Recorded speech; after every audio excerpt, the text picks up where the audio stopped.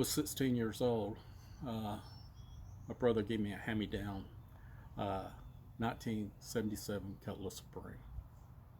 It was a great car. Loved the car to death, and I thought I was very lucky. Uh, the car that I had right before then was a 1972, I believe, or it might be a 74 Opel Manta, and I basically, hell, I don't know if I've traded it to my brother or whatever, but anyway, it was still in the family.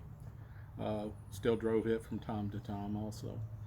But the 77 Cutlass Supreme was a really a nice car. Uh, I drove it to Macon, from Gainesville to Macon. Probably never did get below 100 miles per hour. That summer I got it. Drove back, had to get new tires for it. And so we went to Goodyear, downtown Gainesville. And we got brand new Goodyear Eagles put all the way around it. Uh, New shocks.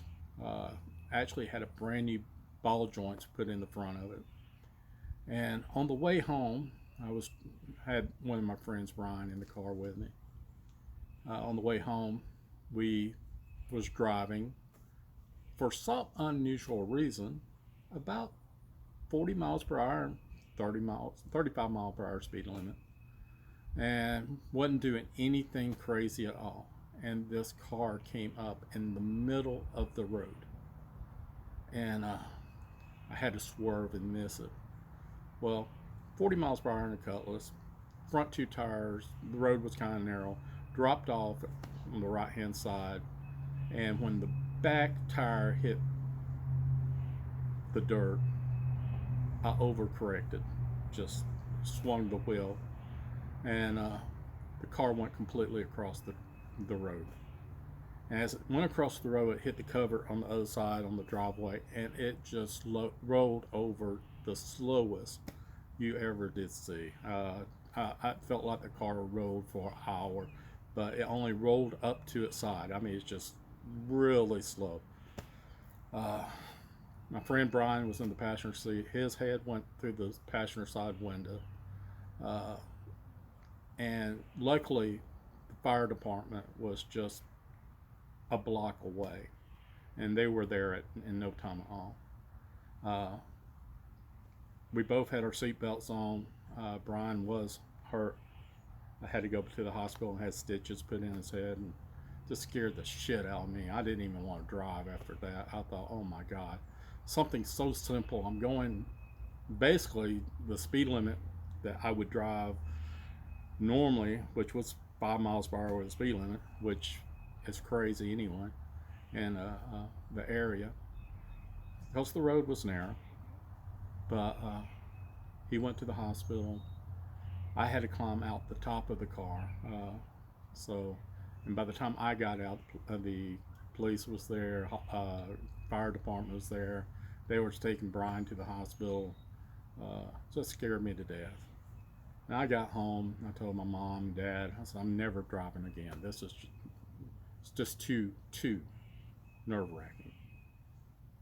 Well, my dad, being the guy he is, he's like, you have to drive in this world today in order to get around.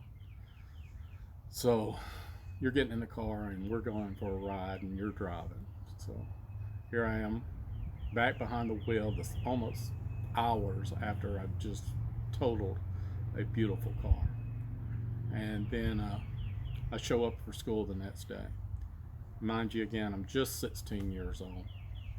And I sat down, it's first part of the school year, and I played football my freshman year. Uh, that's about it. Uh, but the coach Gruen was the football at Gainesville High. He was also the driver's ed instructor. So I'm sitting there, first day of class, back to school, sitting in driver's ed, and Coach Gruen says, "You will not believe what happened yesterday. just to let you know that you need to be careful when you're driving. This 16-year-old kid coming up the road lost control of his car and rolls it over in my driveway. And then he looks at me and he says, "And it was you." Oh, what a great way to start the year. Stay safe out there. Enjoy life. Don't do what I do. Talk to you later.